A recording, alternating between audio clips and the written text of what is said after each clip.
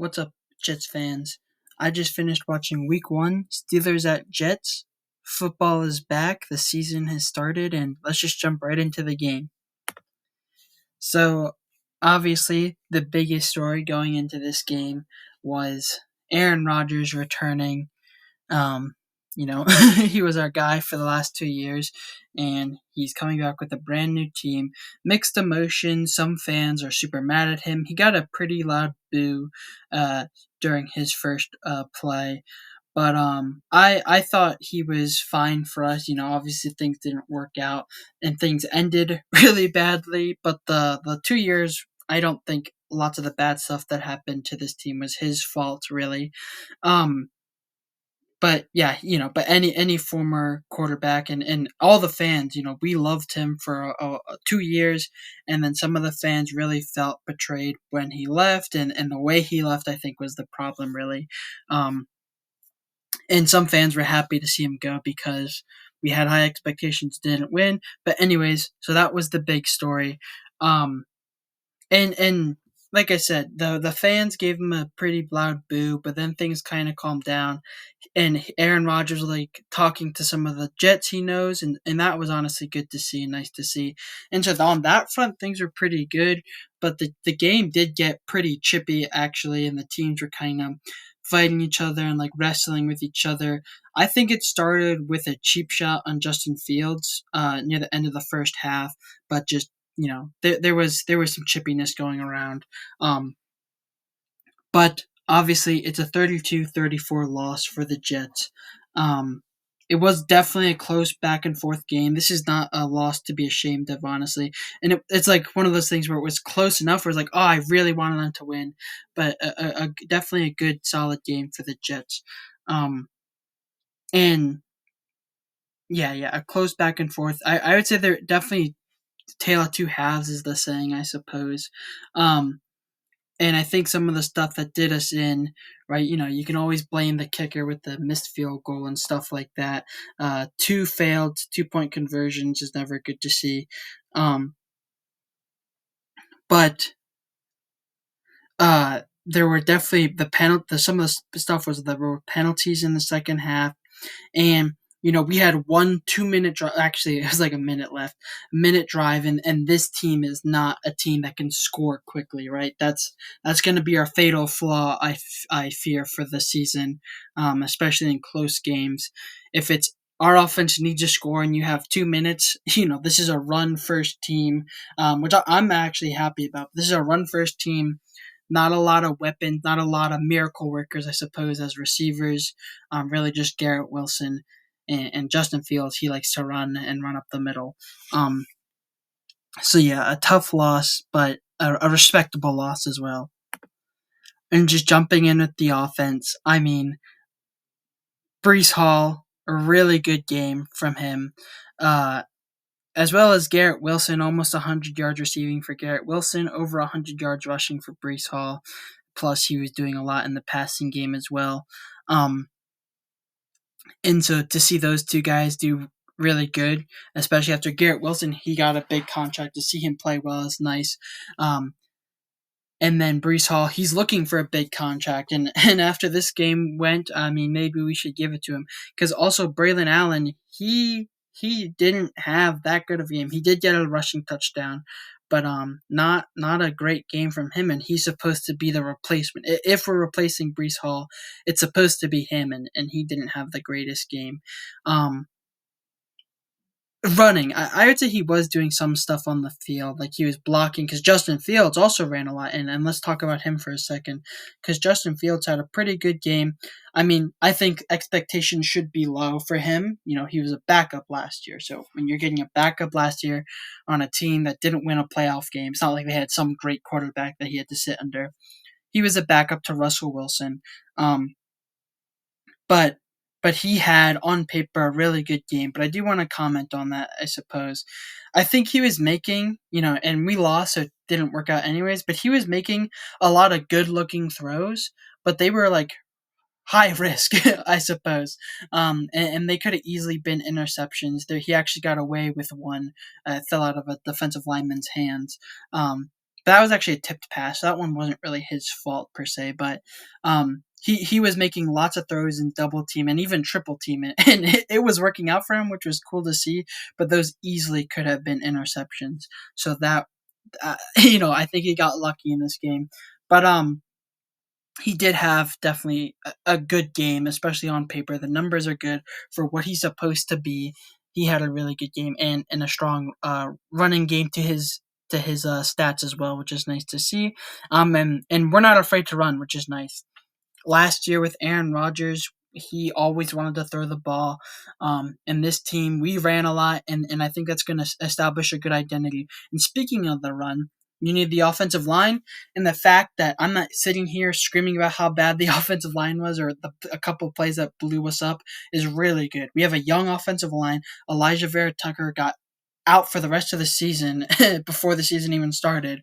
And you really couldn't tell. This offensive line was doing a lot of good work. Justin Fields, he had enough time. And in the running game, like I said, Breece Hall over 100 yards, and Justin Fields also had a lot of rushing yards. So I can't complain there. This offense, that was one of the three things I said to look at for the rest of the season, right? I don't care about wins and losses.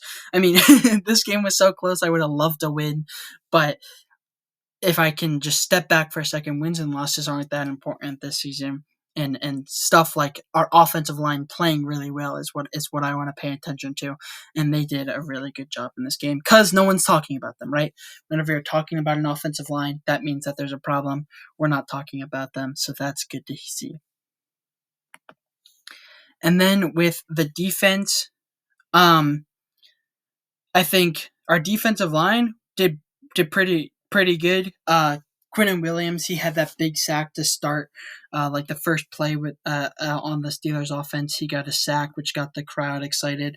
Will McDonald had a few sacks, and so pressure wise, they were getting a lot of pressure. They were tackling the quarterback, tackling in the backfield, but the defensive line was good.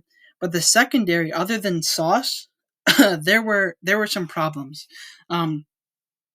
And some of that might just be they had to cover DK Metcalf, who's like a giant receiver. He's built like a tight end, but moves like a receiver. And so maybe that's the excuse, but our defense was giving up. Our defensive backs were giving up a lot of plays, and the second half as well, they started getting some penalties. So we lost a bunch of safeties last year. We lost DJ Reed.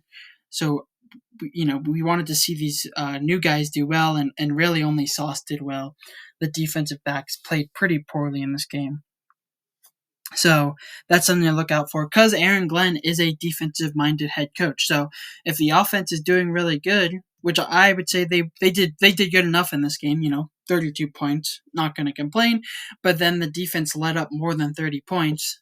that's not going to win us any football games. I wouldn't panic too much. This is just week 1, right? And Aaron Rodgers had a really good game. But the defensive backs, there was a bunch of wide open passes for Aaron Rodgers to take. There was a bunch of contested passes that the cornerbacks just messed up on. And so that definitely is a concern. So that's something to keep an eye on, I suppose. But I do think Sauce Gardner, who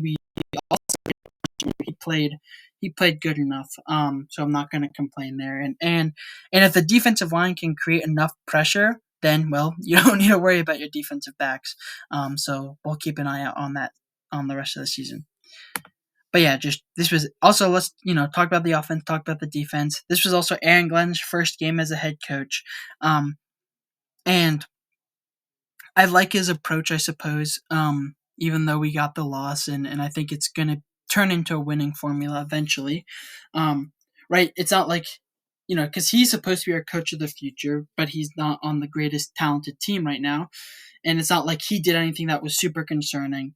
I think he called decent plays. They called enough good plays. Their defense played well enough. Their offense played well enough, talent-wise, right? Assuming that our team is not that talented. He got a lot of pressure. he's using the talent. Our team's not that talented, but he is using it. It's not like he's forcing us to pass a bunch, right? So that's good. He sees what players he has. We have Brees Hall. We have a solid offensive line. We have Justin Fields, and he's like, all right, let's run a lot, and we're doing that. So that's good to see. Um, and then penalties. That was another thing I mentioned. We were the most penalized team last year. The commentators even said something in the first half because we were doing pretty good on penalties. We had just a few in the first half, and then in the second half we had a bunch of big penalties that led to some problems. And then also special teams. I literally wrote down in my notes that we were doing really good on special teams. I know we missed the field goal, the extra point, but I mean our kick return and punt returns. I thought we were actually doing a really good job. Lots of big explosive plays, and then we fumbled, which then let the Steelers score 14 points in 1 minute. And well, when the game is as close as it is now, as the score shows, that's the difference between a win and a loss.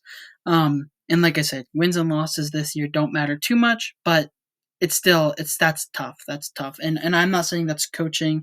I'm not even saying that's special teams, because other than that play, I think our special teams did pretty well, but it's just hard. But Aaron Glenn, he had a competitive game, and a game I predicted the Jets to lose. He had us play competitively, so I can't complain too much. And just looking at the rest of the schedule, if you remember my video going through the wins and losses, I mean, this is a game that if we won, it could have been really big, because I predict a bunch of losses down the road. I think I don't have us winning a game until week 6. Right, the Bills. We play the Bills next. They're a Super Bowl contender. The Bucks are really good. The Dolphins. It's in Miami. And then the Cowboys. People were down on them, but I actually thought that people are down on them too hard. And they had a really competitive game against the Super Bowl champions on Thursday. So I don't have us winning until the Broncos, and people like the Broncos. I'm down on the Broncos, but people really like them. So I could be wrong there, and we don't win until week 7. So that's why I think that a win now would have been nice to see. Aaron Glenn, first game as a head coach, we get a win, but alas, we do not. And wins and losses wise, there's not a lot to look forward to, but maybe I'm wrong. This game was more competitive than I expected, and even throwing out the wins and losses, I think we played well, and some of the offensive line played really well, right? That's been a problem for a decade. It looks to be in week 1 no more.